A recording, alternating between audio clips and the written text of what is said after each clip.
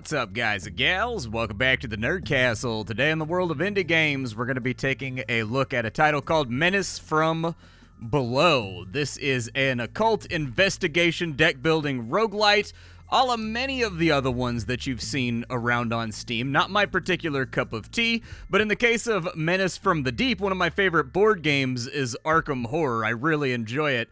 And this game manages to board gamify that overall equation in such a way that it's managed to hold my attention. And so I like that combination, and so I'm willing to tolerate the cards and whatnot in order to get there, but let's dive on in. So we're going to be playing the game for about 30 minutes and seeing if it's something you wanted to add to your wish list or otherwise pass on. If after watching this you wanted to get the game for yourself, I got a link for you down below in the description. You can check that out there. On top of that, you can also find links to a number of other things, but for right now, there's not really much for us to do aside from I've already built up, so we're kind of running a museum. This game is very heavily narrative influenced, so they're copying that Hades-style blueprint where when you come back from runs, there's dialogue, there's exposition about what you accomplished on the last run and what you're able to take care of, and the main storyline is that you are a number of investigators that are running an occult museum in Innsmouth, and so you're trying to go out and grab things and bring them back to the museum so that you can use them to increase your chances,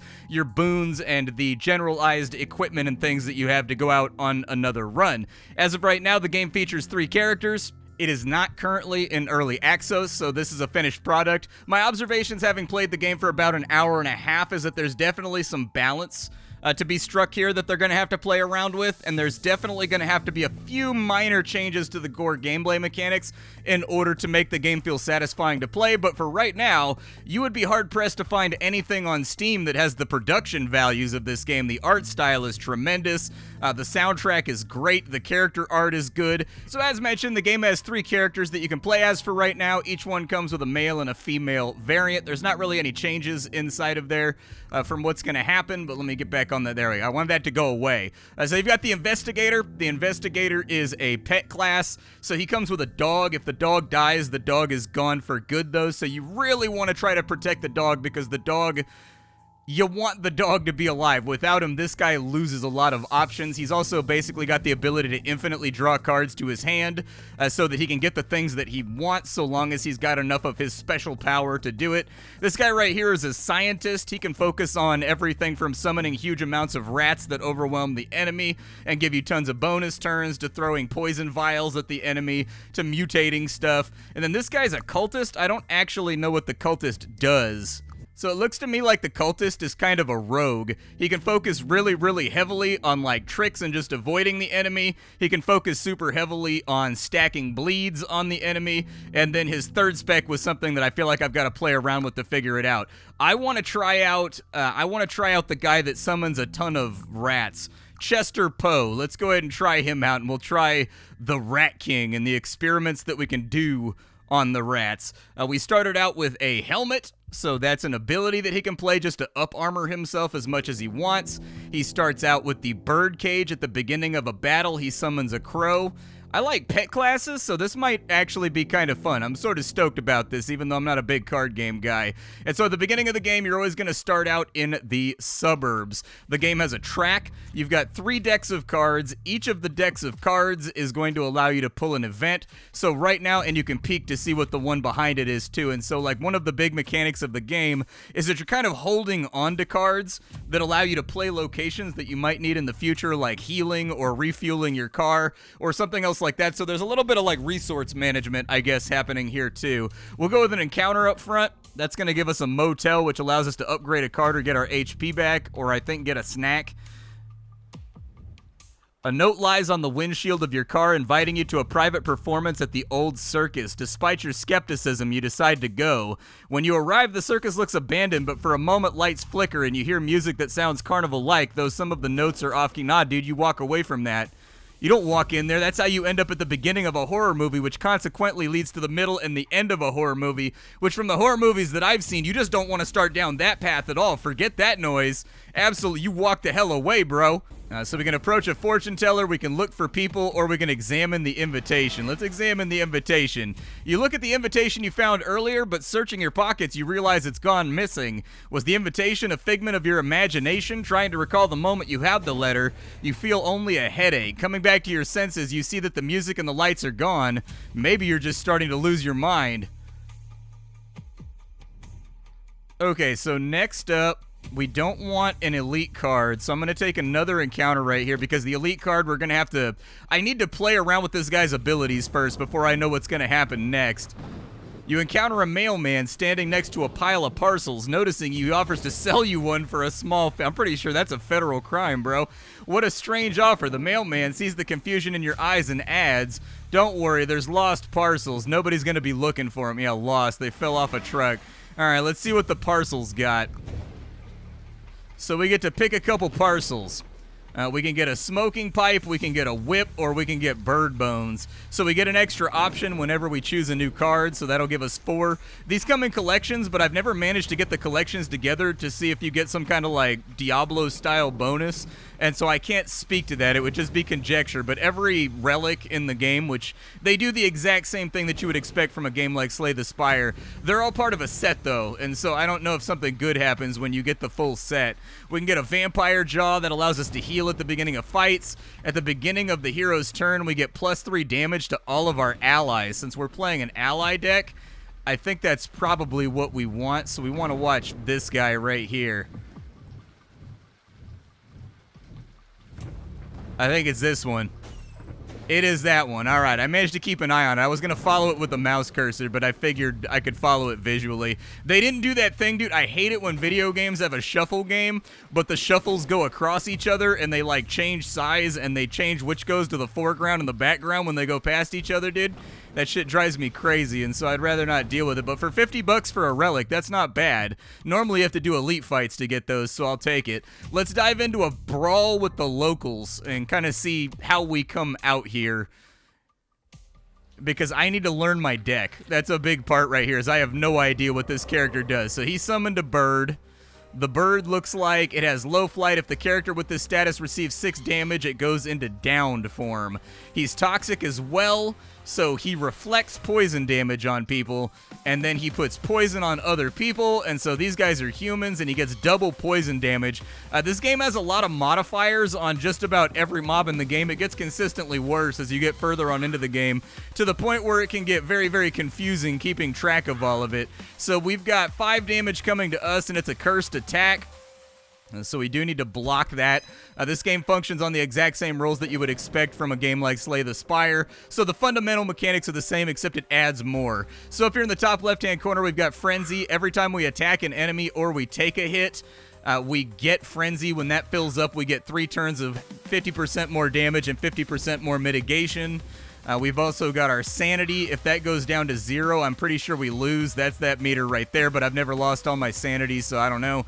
We've got HP right there. That goes down to 0. Self-explanatory. You die and the run is over. We've got our special ability up here, which takes, I've just been calling it eyeballs. We've got 10 eyeballs, and we can play this as much as we want as long as we have eyeballs ready to go. And so that's the wild card factor that the game has. The investigator that I talked about gets to draw a card for 1 eyeball, and so he can just sit here and draw over and over and over again if you can get a relic that restores this at the beginning of every combat, and it can make life a little bit easier. I'm going to beat this guy with my cane, so that it is right there. The characters are limitedly like 2-frame animated, but I find that it does make the game much more satisfying to play. In addition, this game, every single character, you only lose half your block at the end of the turn. I don't remember if you lose all of it in Slay the Spire, but, you know, that's one little modification the game has as well. Let's see what the enemy does. So they're armoring up, and then he tries to stab me with some kind of large whale fishing spear. He's going to go ahead, and he's going to... I don't even know, dude. I think he buffed himself to deal more damage on that turn. I can summon a rat? Yeah, summon a rat, dude. I want a rat out here. Give me all the rats in the world. Apparently it's a big rat, too, because he does 7 damage, so that's pretty gnarly. I can't really guard him, so he's just going to get smacked. But I can buff all my allies with +4 attack power, and then I can start whittling away at this guy. So we get him. Oh no, he got dexterity every time he gets attacked, which reduces our attack damage by 1 for each dexterity stack. Like I said, you're going to be tracking a lot of buffs on all of these guys as you go through the game. He's now stunned, so he needs to wait to take flight. However, I can summon another rat? Yeah, give me another rat, dude. How many rats can I have? Rats, rats, we are rats, rats, rats. So I'm going to cane this guy down. He's now down, which transferred all the attack over to that guy. I can execute an ally, and it will give me block equal to their max HP. I mean, he's not really doing anything right now anyway, so take him out. Okay, we're off to a pretty good start right here. I'm liking the interplay between the minions and whatnot, and I like how they get buffs, too. So I can apply a mutation to a rat. I don't know what that's going to do, but I'll try. He's now a mutated rat. Oh, he got bigger. He's got like a little hump on him now. Okay, all right. I'm going to start smacking this guy up because they've got him finished off already. And then I'll just throw all the block on myself. I like this guy way more than I like the investigator. If you can get this guy spun up, this guy's pretty fun actually. So this is an interesting take on a card deck builder that I think other card deck builders haven't really had, which, I mean, I don't play a lot of them, so I might be speaking out of my anus right now. But I do like pet gameplay in video games. Gain 1 navigation. So you have equipment slots up here. These are things that are equipped on your characters like jackets, brass knuckles, boots, binoculars, scalpels, things of that nature that all have some kind of effect on the game. We got $28 from beating those dudes down. We also got 30 Tales of Horror. So the 30 Tales of Horror, a metagame currency that you take back to the museum with you, and you feed them to that big statue thing that we started out in front of. I'll take the binos.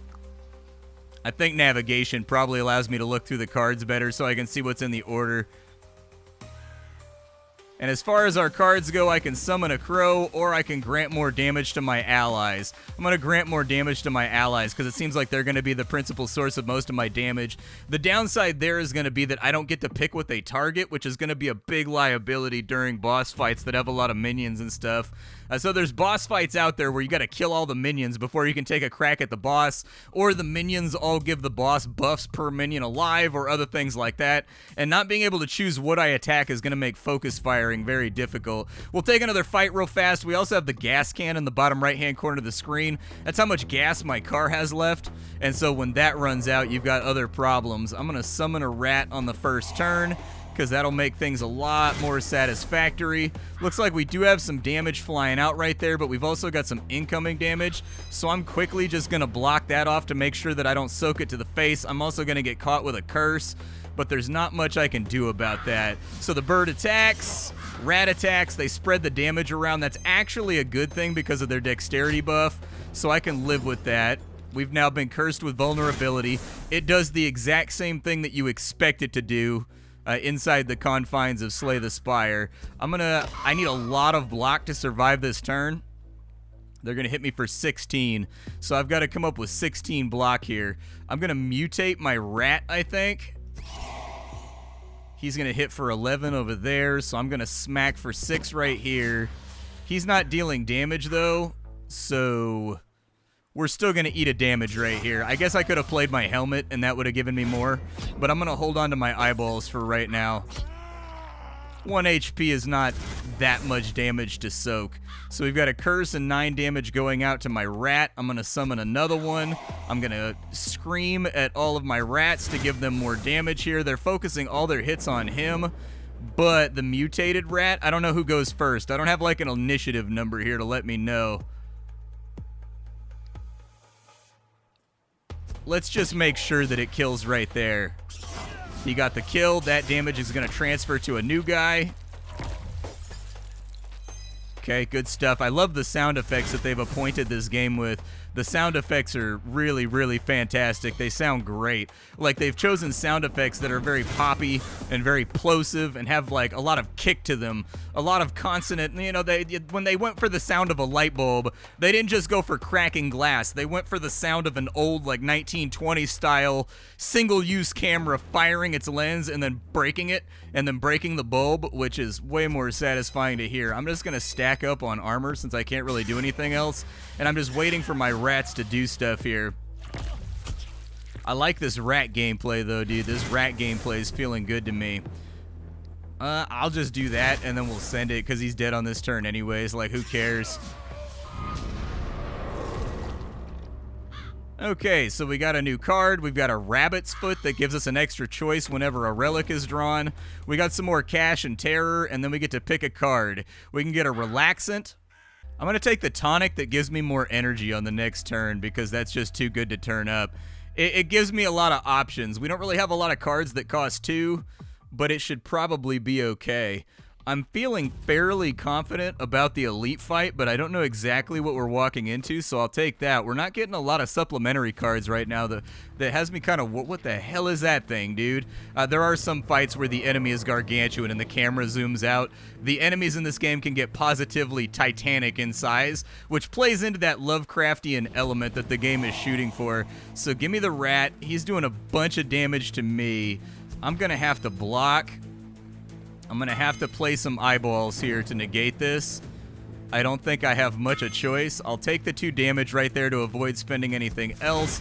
I'll scream at my pets, as every good pet owner has been known to do since the dawn of time. Everybody knows that Caesar Milan says that if you want your dog to be well-adjusted, you've got to scream at him every chance that you possibly get. Otherwise, he just won't listen. We've got damage going out. He's going to up-armor himself, so it doesn't really help him out that much. He's going to take 14 damage, and then the Gug is going to put a blessing on himself. Let's just go for an all-out assault beatdown. When it comes to melee cards, there's a little symbol in the top left-hand corner of the screen if you play, or the top left-hand corner of the card. This game has a combo system, so if you play 3 block cards in a row, you get a +1 bonus for each one in a row that you play. If you play attacks, the exact same thing happens, and there are cards. So I had an investigator that was a master of nunchucks, and he had like all nunchuck related cards that just built up my combo like crazy so that I could get nunchucks dealing ridiculous amounts of damage the more that I could get them spun up. So there are some interesting twists on gameplay elements here that I personally haven't seen from other games. He gave himself 4 dexterity, so he takes 4 less damage from any of our hits. I'm gonna mutate my rat. I'm gonna block up. That doesn't get me there. If these break through, I get a curse, and so I don't want him to break through. The good news is, when I have an entirely defensive turn, it's not that bad of a situation because my pets still attack. So that's really nice. I like that a lot. We got a lot of damage going out right now. I'm going to summon another rat. I'm going to give myself more energy on the next turn.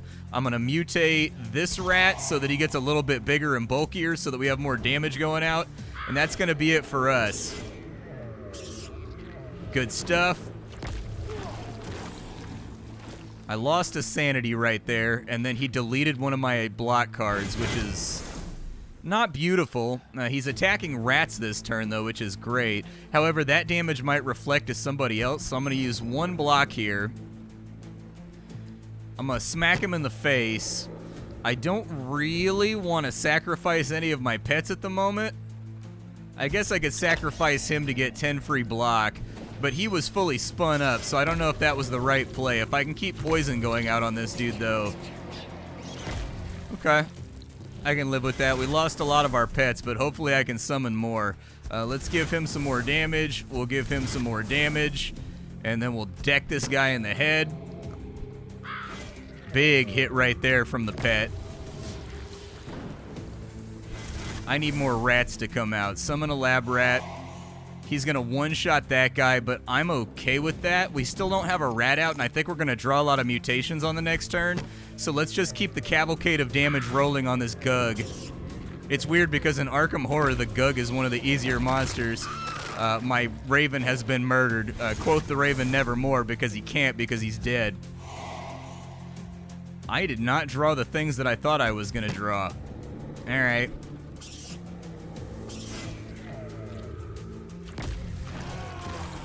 He drained my sanity. Oh, and he deleted one of my summon cards. It's a good thing we're at the end of the fight. Otherwise, that'd be a problem. Let's just hit him in the nuts and get out of here.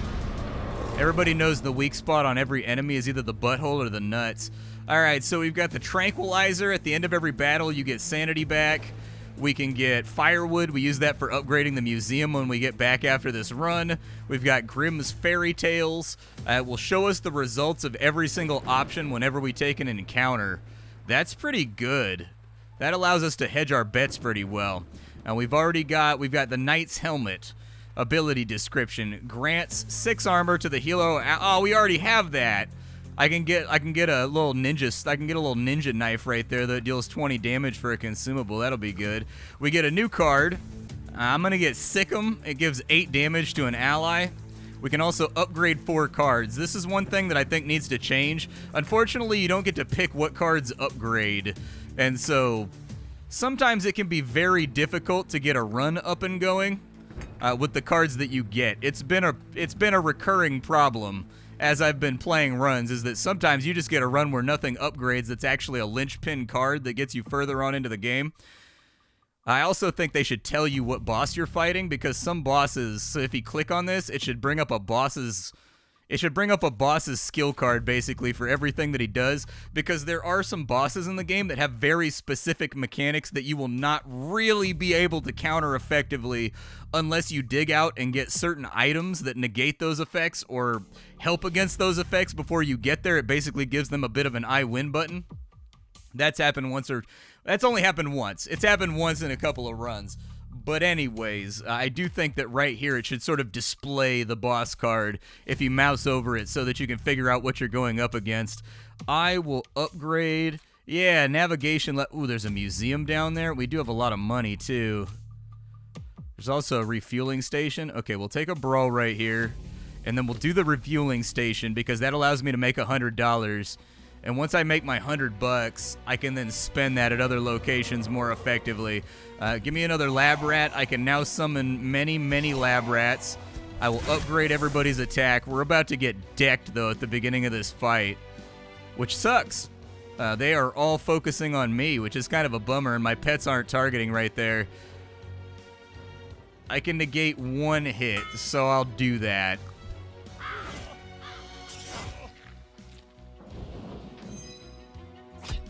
Okay, there's our 1-hit negation. I'm now vulnerable. It's unfortunate the vulnerable played before the attack instead of vice versa. That really sucks. I'm going to give damage to my allies. And all of the damage is going out to him right now. I'm going to start getting this guy ready to pop. There's 1 dead. First hit gets eaten by his block. He gets downed, so he's useless on this turn. But I can summon another rat to add a little bit more damage here. They need a bit more oomph to get that guy down in one go, so I'm going to give it to him. And then I'll just block with my turn.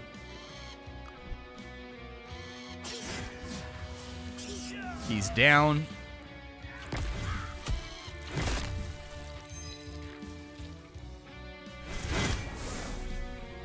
Okay.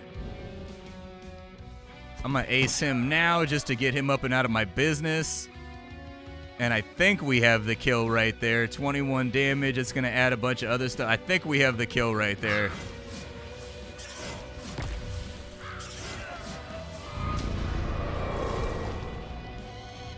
What do we got? We've got a photo album. Get more money after a battle.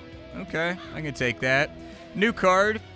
Repeatable. So for every energy that I have, this gets thrown another time. Apply a burning to target enemy, then apply poison to that targeted enemy. Oh man. Draw 3 random cards and lose a sanity. A maniac strike. Hit for 18, then lose. I'm going to go with this one because it allows me to dump at the end of my turn with whatever I have left when it comes up. It's not always going to be useful, but it'll be useful sometimes. We didn't really upgrade anything there that was great except for the card that makes my guys hit harder. Let's go with a flesh. We'll go to the fueling station real quick. Fueling station allows us to buy a snack. It allows us to make $100 by working there. No, never mind. I got it mixed up with the motel. I'm going to take the $100 because we've got a bunch of merchant cards lined up on the underneath that will make this easier. So we want to focus on this stack a little bit.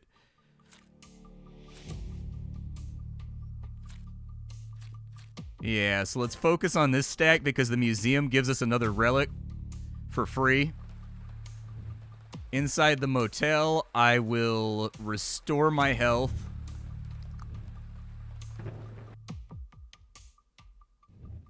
We'll go to the merchant.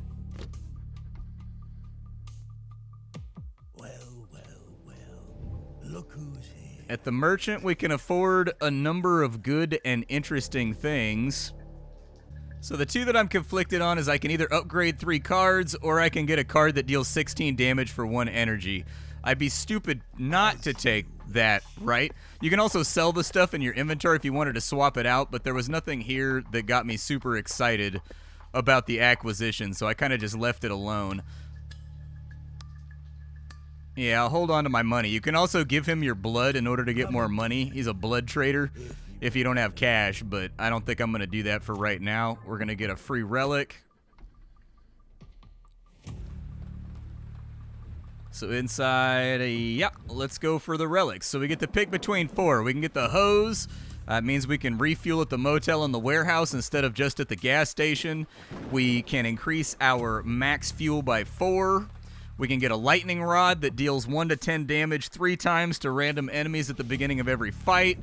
Or we can get the Hexbound Effigy, which puts a curse on an enemy unless they have something to avoid it. I'm going to go for the 30 free damage. So 3 to 30 damage is a big spread, but most enemies in this game have like 40 HP, so that seems nice. We're going to go here.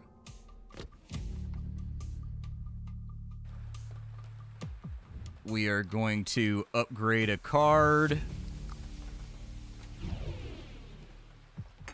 So our lab rat has been upgraded. I don't know what the little meter does on top of the cards. There's no tutorial for this game, and I haven't had time to go through and Google what it does. I will fight some otherworldly monsters, and then we'll buy fuel at the fuel station with the money we earn from this. Oh, look at that. Rat versus rat battle. Okay. We actually got pretty good rolls right there. I'll take it. Is he going to attack on his turn? He is going to attack on his turn. I'm going to take some armor. I don't want to play the knife just yet, and I don't want to use my last eyeball on this either. So I'm just going to soak the hit.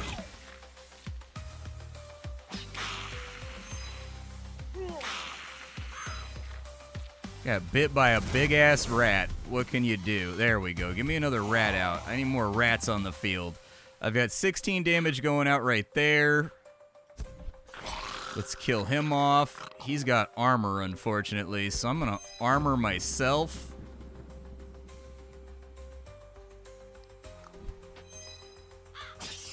However, I see the problem here with this character. I've used up all of my eyeballs, and those are supposed to be kind of my O buttons that save me from problems. 11 damage to right there is fine. He's going to take 2 hits. So we'll just work this guy. Play Sick'em on him. I mean, I don't really need to do that, but...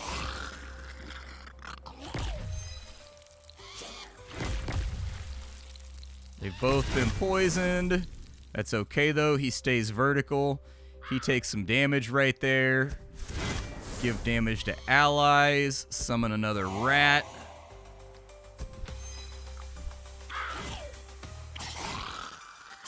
Perfect. I mean, we got that one all nice and banged out. 51 bucks. Hey, we got a horn that removes all block from all enemies on the field, so that's good. Summon a character, an acid slime.